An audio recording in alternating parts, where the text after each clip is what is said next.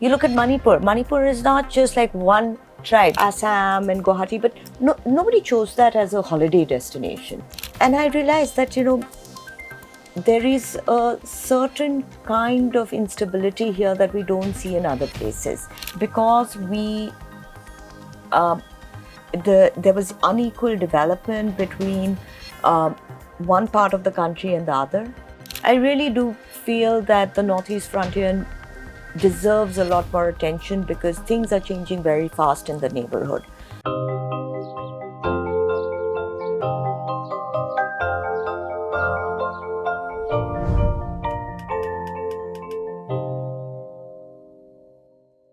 We are talking about Miss Rami Desai. Welcome to the show, Rami. Thank you very much. First of all, congratulations. I think you have taken up an extremely challenging topic to work on. If I may start with, what prompted you to write this book, especially now, the timing? In your opinion, has something changed now that kind of pushed you to go towards this research? So thank you for that question. I think that's a really good question to start with because I've worked in this region for about 25 years. I've lived in this region. I've headed a research organization in this region. I started going to the northeastern states of India very early on in my career. Things were very different then. Things are very different from when I started going there. Of course, I have done some edited volumes before. But it's taken me this much of time to come out with a book of this sort of intensity because I've always felt that you can't really master this region. So every time I've traveled there, I've learned 5 more things. Every time I go there, I learn 5 more things. So I feel that I just never know enough. But of course, there is a narrative that I'm trying to tell the world.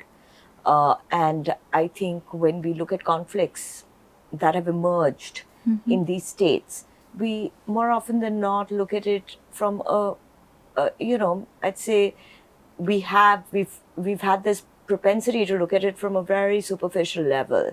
It's very deep, the conflicts don't just arise out of nowhere.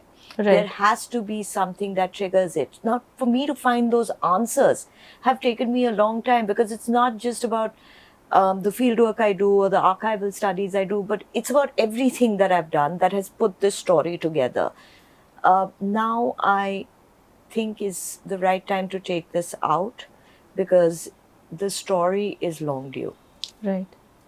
Speaking of complication, I'm sure there is, many layers to it.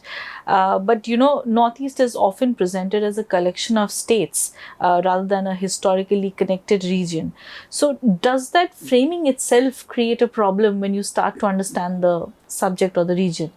Look, we do tend to call it a region, not realizing that there are different states. Every state has a different makeup, whether it's cultural, historical, legacy, tribal. Just to understand any of these factors in one single state can take you a lifetime.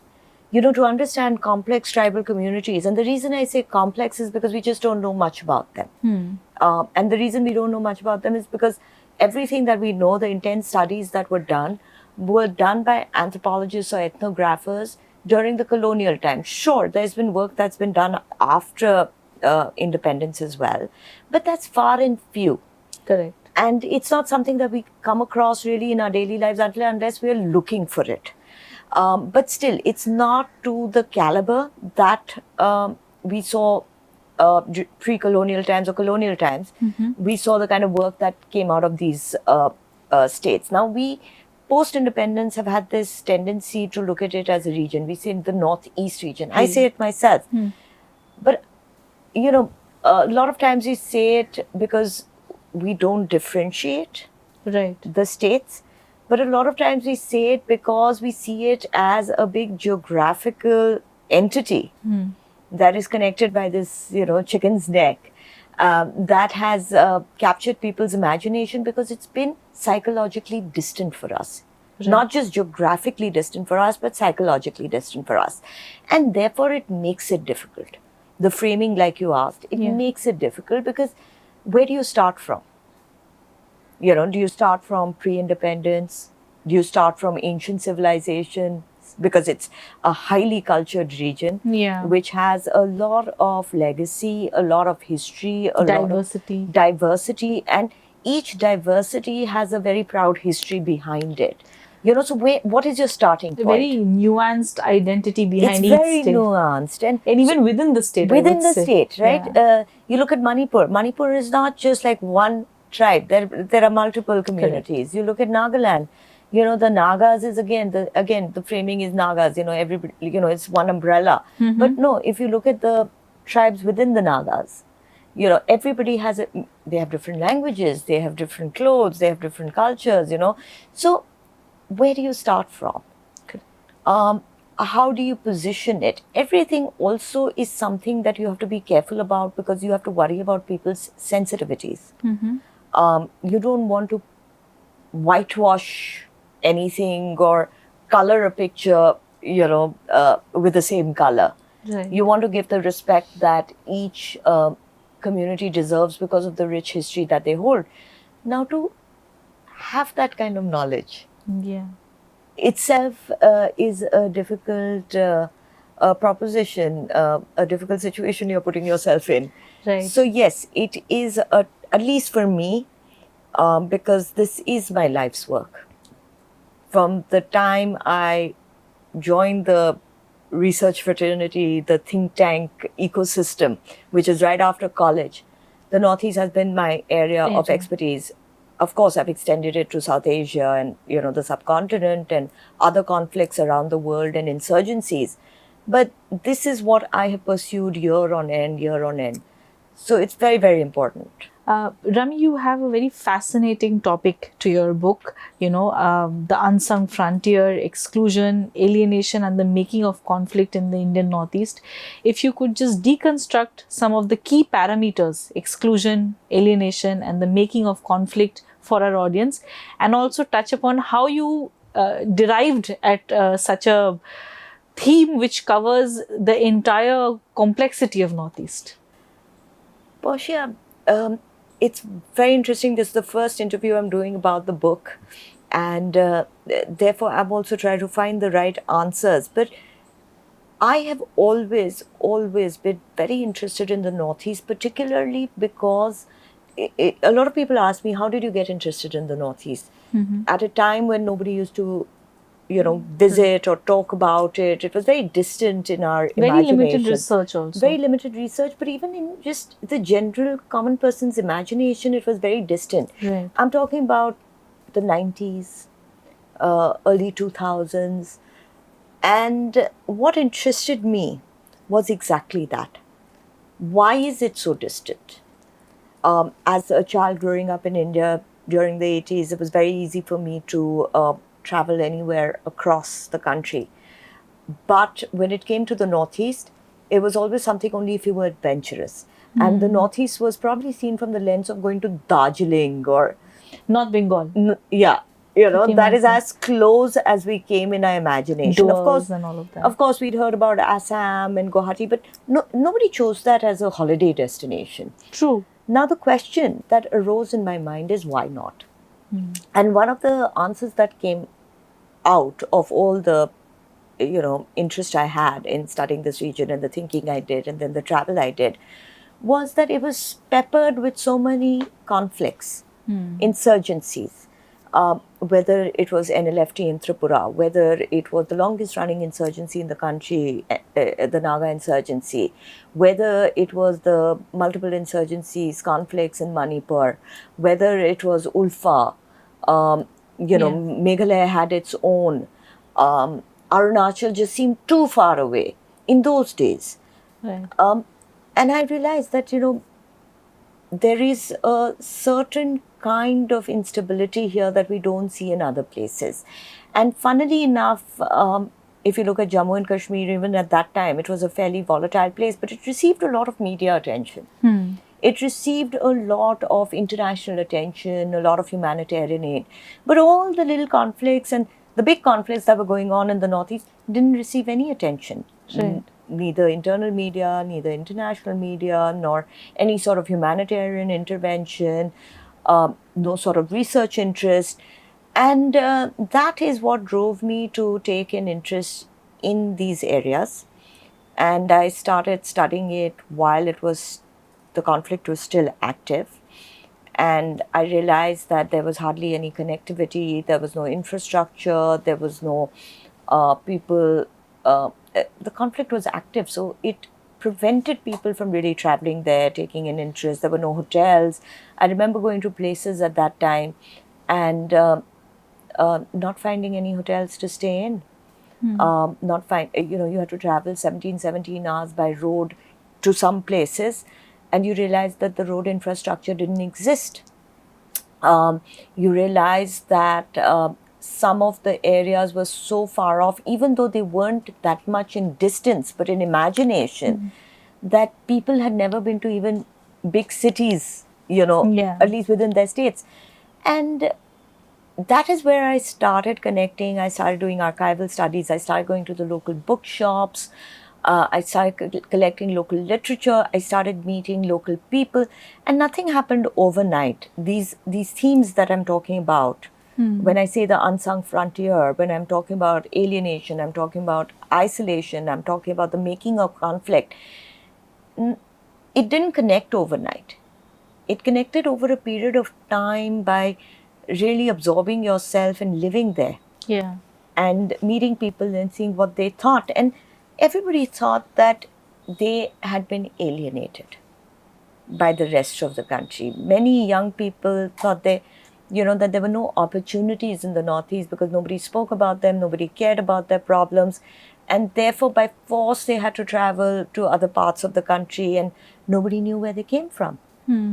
I remember meeting tribal communities and they saying, look, nobody is bothered to really understand our culture. Look at how we are represented in mainstream media. Like we're some wild communities from, some forests, and Bollywood was responsible for that. And a lot of the conflict I realized, a lot of the insurgency I realized was because of this alienation from the mainstream narrative, because there was unequal development between one part of the country and the other, because there was this sort of like I like to say, this distance of consciousness. You are not in the mainstream consciousness. Geography is not just to be blamed. Of Yeah. course, it is to a certain extent when you don't have direct flights. When I started going to the Northeast, you had to go to Guwahati. Yeah. And then Guwahati say you could travel to other places. Correct. But there weren't direct flights to other places. So there was obviously this geographical distance, but this consciousness that we didn't make it a part of our mainstream consciousness, that we didn't talk about the great stakeholders of our freedom struggle, of our national narrative, the great literary stalwarts of the Northeast, or the great musicians, the great artists, the great Sports people. sports people. Sports people have only become famous right now.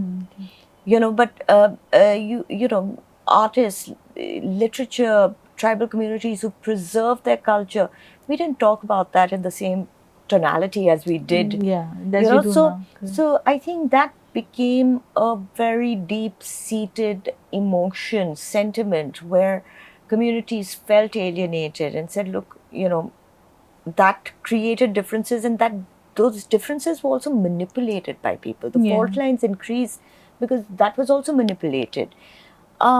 And therefore, that led to a lot of the conflicts that we see, which were not just, some of them were not just plain insurgencies. Some of them were movements for, certain amount of autonomy, but some of them were movements for independence. Right. And now, over a period of time, you've seen how infrastructure has brought a lot of these northeastern states closer to us.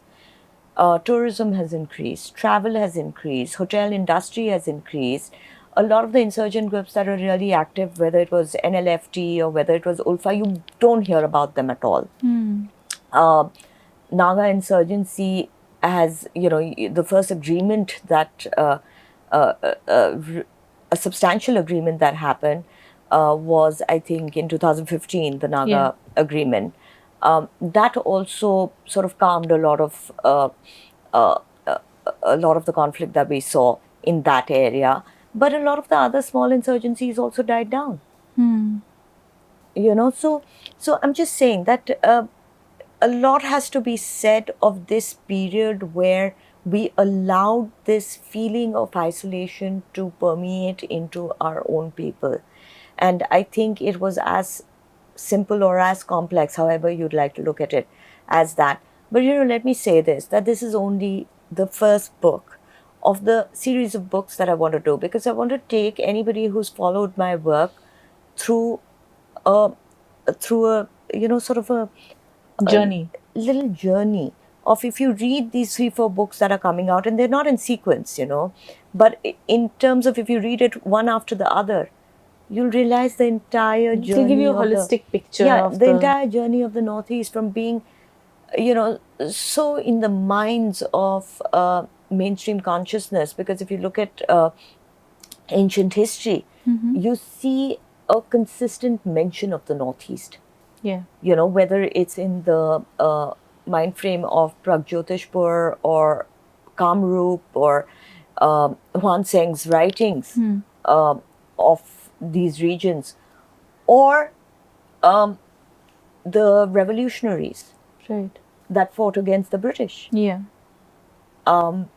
So, it takes you through that to today.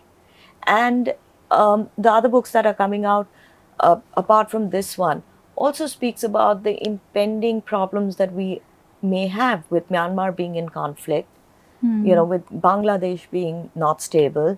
I really do feel that the Northeast frontier deserves a lot more attention, because things are changing very fast in the neighborhood. But just, the last point, Yeah. this book talks about how we look at tribes, what our lens is, how we understand them. And then it talks about revolutionaries from each state. One last thing, Portia. Of course, if you read, as I expect my books to come out one after the other, you'll be reading the journey of my entire learning. And that would give a perspective from beginning to, I wouldn't say the end, but beginning to what I think is going to happen in the future. So it'll be a long read if you follow all these books. But, one last thing. This book of mine is not just telling the stories of the revolutionaries. Those are important. We must know some of the names of the most important revolutionaries from each state. Certainly. Because that's our connecting point. We must know their stories. We must celebrate their stories. But the point that I'm trying to make by each of these stories is actually in the introduction, the first chapter, the conclusion, the epilogue, where I talk about how we look at tribal communities, how, and we spoke about this earlier on, how anthropology to a certain extent is responsible for creating our lens of studying tribal communities. Yes. And as we know that anthropology was particularly a British subject made by the British for the colonial pursuits, So, yeah. which we haven't changed over all this period of time. We haven't changed it. Therefore, we are looking at communities from an outsider's lens, Right. which makes it very difficult for us then to really build policies or even educational lenses that study our own people in the way that we should be. And that leads to a certain level of alienation and isolation, and that is what leads to conflicts. So I talk about alienation, I talk about isolation, I talk about the lens. It's almost like phases, and it Phases. gives you a And I talk full about picture. the revolutionaries as the examples, that in each state, these are the people that we have forgotten. But they should be a major part of our national narrative for us to show respect to a region that has not been unsung, has been unsung for so long. Yeah. Since you touched upon how you went about your research, if you could give us a little snippet on the field work that you have kind of done. It was not the most common thing as a woman 2.5 decades ago to go to the Northeast and do field work. So, if you could say, how did you plan about it? And then when you went there, how did you connect and decide that, this is going to be my itinerary? And then some of the challenges you would have faced while doing the fieldwork, if you could just highlight. Of course. Portia, I'm not an academic. So my pursuit was never academics. As important as that work is, I think I grasped things better while I traveled and lived amongst people. Right. And for me to get that sense of what was happening, I had to spend a considerable amount of time because travel wasn't easy at that time. I was educated in England. I studied all these wonderful subjects which I had the opportunity to study, and I'm very grateful for, because it gave me a little thirst for really being on ground and seeing, everything that I'm studying. What is it like on ground? However, when I went there, I realized that it's not going to be that easy. You're an outsider in a way that, you don't know the language. You're a young person straight out of college. You really don't have a lot of contacts there. Of course, over a period of time, because I spent enough time there, I built contacts. And remember, the time that I went there was a time of active insurgency. So people didn't trust somebody who's come from the outside very Easily, quickly, let alone give information. But I suppose that I was, some people would say maybe adventurous, but I think it really was the pursuit of knowledge. So when I traveled to these places and people saw that I was making an effort to come and meet them, I was traveling by public transportation. I remember, and I often quote this in a lot of my interviews, I remember wanting to go to this place called Haflong, which had a lot of active insurgency at that time. They had groups, there was interfighting and so on and so forth. And I took a bus there. And the bus broke down and the roads were so bad and it was packed. I mean, I've never been on a bus that packed, where I had a gentleman who rested his elbow on my head for, I think, 10 hours of the 17-hour journey. It took me 17 hours to reach there. My God. Used to be stopped by, non-state actors to just check who's going. And I'm guessing also state actors. Yeah, of course, there was police checks also, but there were, so all these groups both. that were operating. Yeah. Anyway, it just took longer than it would ever take, now. But it took very, very long. When I got off that bus, my knees wouldn't work because I'd been sitting in the same position for the 17 hours.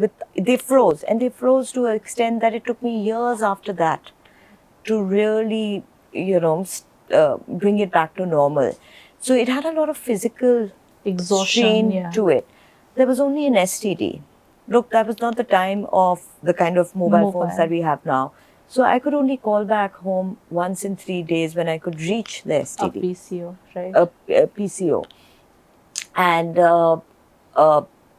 that also meant that my family was always perpetually a little bit worried. I don't know how they ever allowed me to go. But these were actual difficulties. There weren't any cabs. There weren't any taxis. I remember going pillion on people's bikes to go and do my interviews. And I remember reaching places for interviews, taking a train, taking a bus, traveling for 20 hours and people not showing up. And there was no way to contact them. Yeah. I remember going to Changlang in Tirap, taking a train, I think to Tinsukia, reaching there in the middle of the night. Then next day driving, and there used to be curfews, deadlines, and the taxi driver was so worried he wanted to come back. And he said, 4 baje se pehle, वापस आना है. And I go all the way there and the people don't show up. So there were difficulties like this. There was no communication, there was no mobile phones, there was no comfortable way of traveling. And being a girl, you had to be careful. Naturally. Of course, this you still had the comfort that this is your own country. You Yeah. know, I since then have been across the borders and been to uh, international conflict areas where I know the fear is that this is not even your country. And generally speaking, I think India's Northeast is actually safer for women than some other parts. Look, I have had the most wonderful. I've met the most wonderful people. Yeah. I've had the most wonderful experience. They've treated me like one of their own. But what I've also done, and this is, you know, we must not romanticize everything, is that I never became too adventurous. I never pushed my luck. Yeah. So ठीक है, interview नहीं हुआ, वापस आना पड़ा. दोबारा जाना पड़ा, but that was okay. It's, you know, because you rather not take that risk. You'll get yourself into trouble. You know, everybody else will be troubled by it. So I never pushed my luck. I think that's why your family allowed you. Because you were very practical about Look, it. let me tell you, there are times that they didn't know where I was. You know, Naturally, no now they connective. know through your podcast that I was lying to them, but they didn't know where I was. So sometimes you had to do that because Yeah. you didn't want your mom to get worried. Yeah. You know, she thought you were in Guwahati, and Guwahati seemed like the Safest. safest place. Yeah. And that time also, Guwahati, maybe there used to be like little, you know, bomb attacks. There used to be, you know, Small scale, but it was there. there used to be kidnappings. There used to be, you know, so Guwahati was also not completely free of this, even though it was the main city, the biggest city in this region. But that itself, I remember, I told my friends, told me, "Well, why are you going there?" The first time when I went there, I said, "Oh no, you know, this is where I want to do my research and all."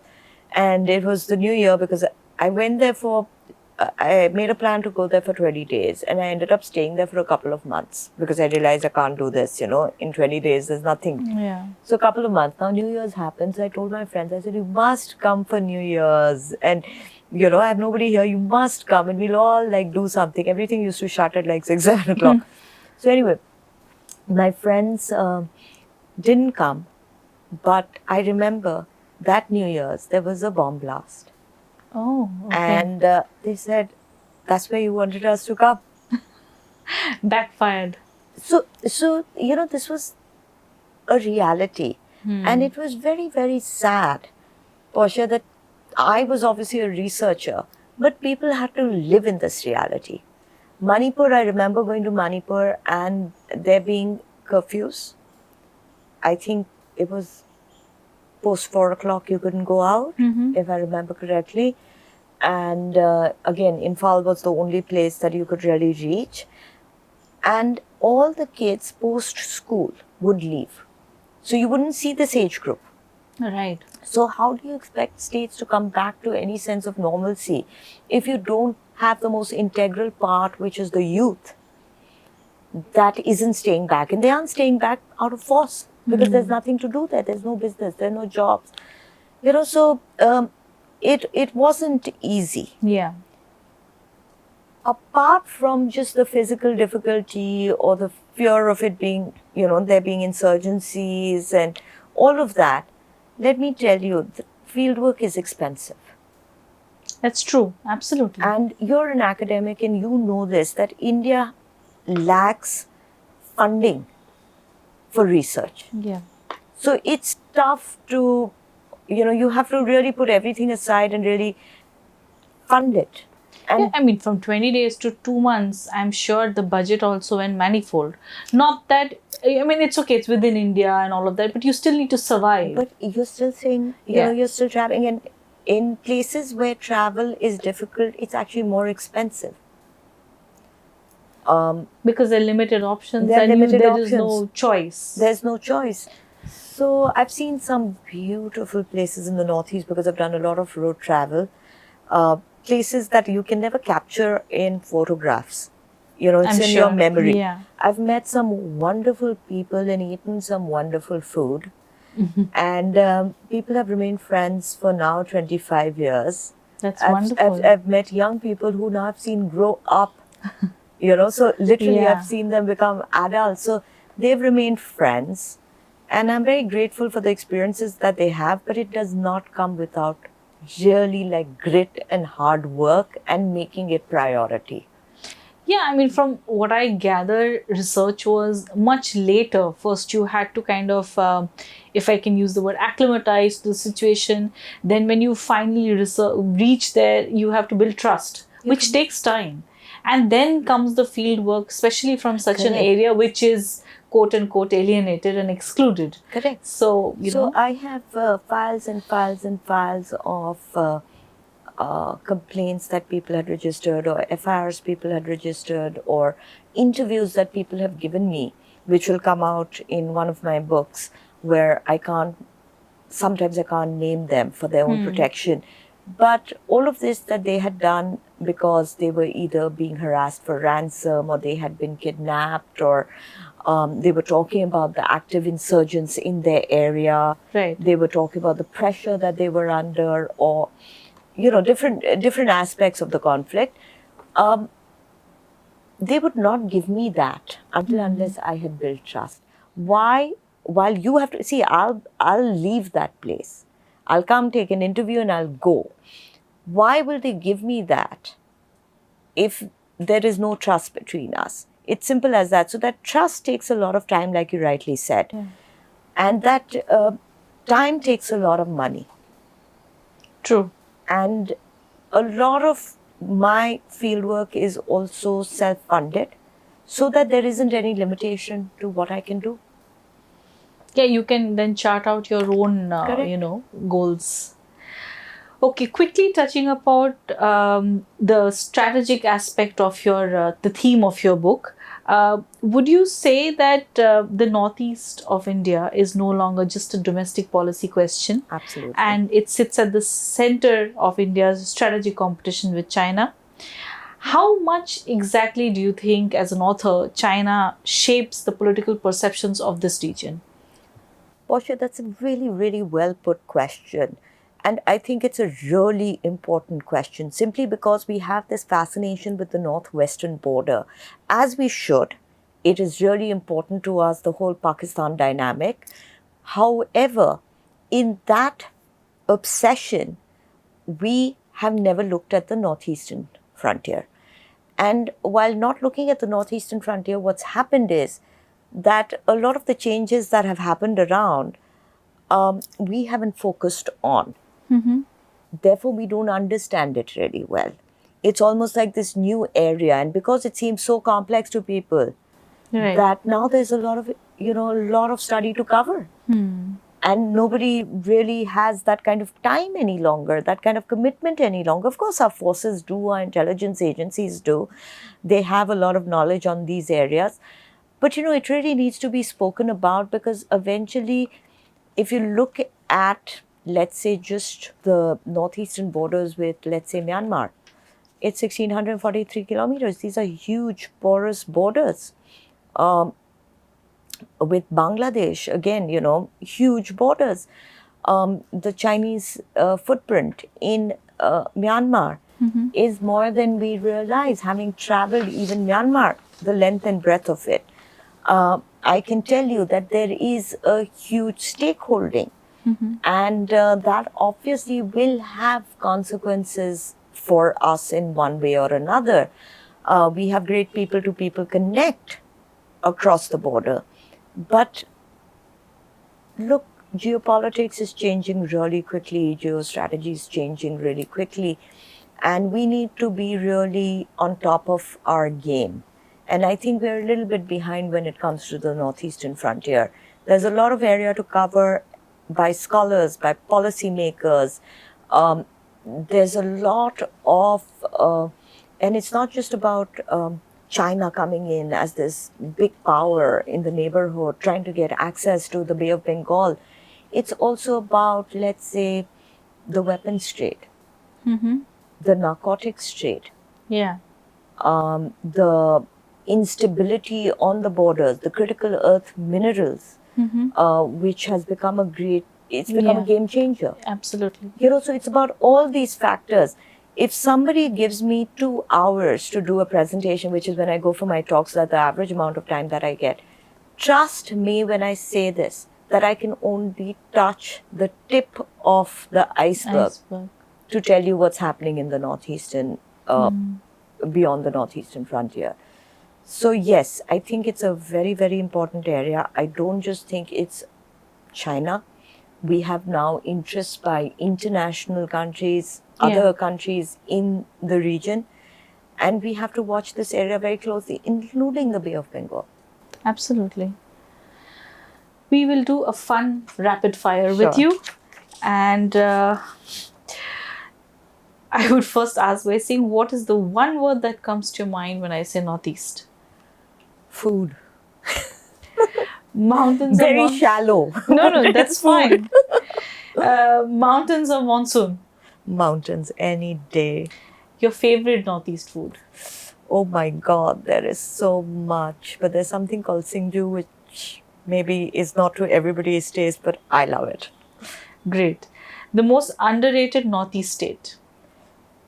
Most underrated, I think all of it is underrated in comparison to the rest of the country. I think every state is so, it is not like rapid fire, but it's stunning, you know. So I think I can't name one. I think all states in the Northeast require a lot more attention. One stereotype about the Northeast you wish would disappear?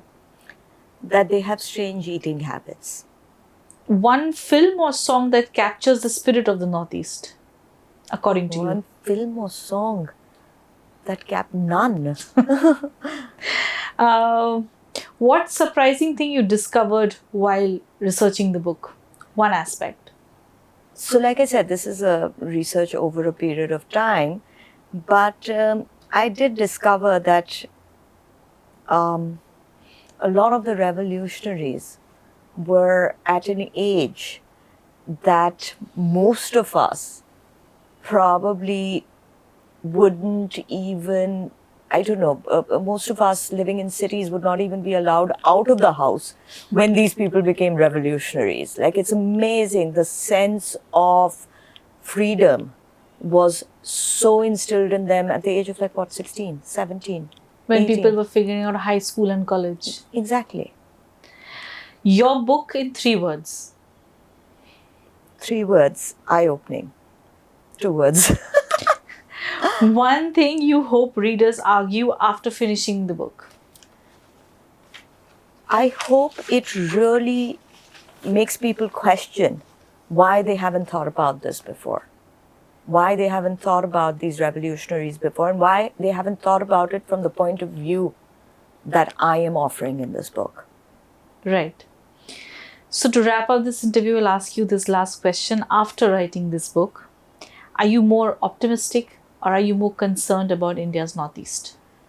Look, I'm really optimistic because I've seen it change from a conflict-ridden region to a fairly peaceful region which is developing. People are, they're so creative.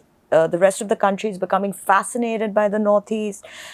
People want to go to the kind of festivals they have there. They want to know about the culture. And I'm seeing really, really a revival of arts and crafts, which is putting the Northeast on the map. However, I think we must be very sure to keep the Northeast, at least people who look at security and who are analyzing geopolitics around the region, Right. of the developments in the neighborhood. I think there was a great game West Yeah. that played out. I think this generation is going to see a great game East play out. Very interesting. That's about it. I think I must congratulate you. You have touched upon a very unprecedented dynamic of a theme that a lot of people wouldn't dare. And if they did, I don't think, this amount of field work would be involved in that. So congratulations. And I hope that, your book is a great success. Thank you very much, and thank you for having me here.